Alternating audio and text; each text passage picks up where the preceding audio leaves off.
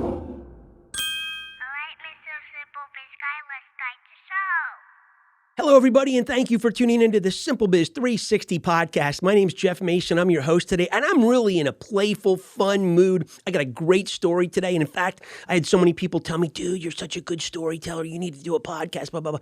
And so, I really haven't been like the consummate storyteller like I would be at the backyard barbecue or in the office, break room or something. But today, I got a good one for you. I'm gonna give it that little Jersey, yeah flair for you.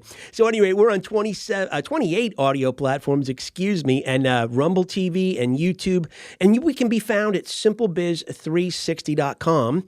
And you can get all the old podcasts from every show starting back in 2019 on there. And we've been a guest on a ton of podcasts. You can hear our guest interviews as well. And we're coming to you from Half Coast Studios here in Creve Coeur, Missouri, which is a St. Louis suburb. So really cool. So today we're going to be talking to you about how to simplify the buying decisions. And when you really put yourself in a buyer's chair and look at doing business through their lens, if you will, they love streamlining things. They love vendors that do that streamlining up front. They love vendors that take the workload off of their shoulders and the vendor absorbs it and the vendor packages it up nice and easy and gives it to the buyer in ways the buyers can move swiftly, efficiently, effectively, and they can do their job without much toil, hunting, and pecking, right?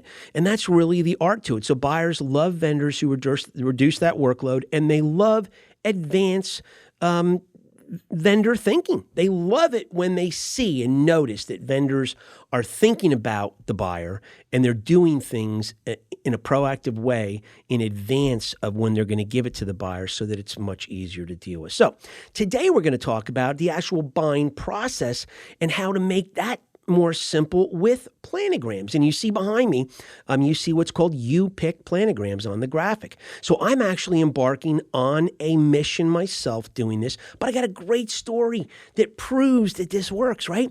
So one of the brands I sell is Tommy Copper. So let's go back 10 years. I'm at this trade show. We have a 40-foot booth, 13 people in the trade show, a Bronco rider who's one of our ambassadors, all these different people from corporate, 6 televisions, 2 rooms, stuff twirling from the Minneapolis Superdome roof, people walking the catwalks, taking videos and pictures. It's like we are a major story at this show, right? And we got 12 appointments during the show, and we make 1 sale.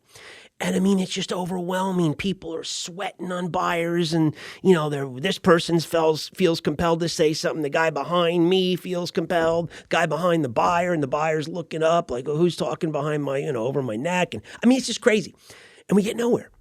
And this guy comes up to me at the end of the show, and he goes, "Hey, can I say something?" I said, "Sure." He goes, "You're doing this all wrong." I said, "What do you mean?" He goes, "You need to package all this stuff up in planograms because, dude, you got so many products. You're making it too difficult for the buyer. Put it together in planograms and let that do the selling for you. Just make it easy for them." So I did. So I came back 6 months later. I had these planograms. I had an A, B, and C format, right? A was $800, B was $1,200, C was $2,200. Boom, put it in front of them. They digest it. They take it home. They present it to corporate. It takes a little while with this buying group to get things done. And lo and behold, I go back 6 months later to the next show. The bell goes off at 9 o'clock. 9:01, a guy walks in to my booth. Literally, I'm not kidding. And he walks in. He says, "Hey, here's 32 purchase orders. We want option A for 32 stores." Next guy comes in. "Hi, we have 18 stores. We'd like option B for 18. Hi, we have 110 stores. We'd like option C for 110. Next thing you know, this brand goes from 0 to 800,000 for me. Literally overnight. So I saw this work, and guess what? I got the advice from some guy who walked in my booth. Talk about third-party influencers. He walked in my booth and he said, "You're doing it all wrong. Try it this way." So I try, and he was right. And so I say to you, if you're listening, if you have multiple products like that fight for retail or e-commerce space, try it. Put together your products. If you're targeting, men, great, women, great, kids, great, men, women, and kids, great, outdoor, indoor, whatever it may be, you do. Bottle these things up, put them together in different assortment packages, and let your buyers have reduced amount of choices, A, B, or C, right? And this way, they don't have to put things together themselves, absorb the workload, and now it becomes an inviting brand to do something with because you're making things so simplified. So we're going to report back to you in episode 255. So this is 224. We're going to tell you how my recent mission with this, and I'm doing it with 2 brands, we're going to tell you how it worked. So look forward to hearing from us in episode 255. And folks, we're going to dip back today for a rock and roll tune back from the mid-'70s, Ted Nugent, the Great White Buffalo, right? And the Great White Buffalo supposed to be there to come save the herd. Well, guess what? We are the herd here in America, and you in Germany and Netherlands and UK, you too are the herds. And guess who's coming after us? It's the globalists, and they're coming fast and furious, and they want you to bite off on Agenda 2030.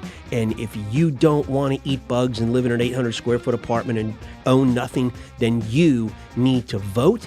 You need to make your voice heard. You need to hold your local politicians accountable. You need to get up, get out, and do something. So we just hope you will. We will see you in 168 hours.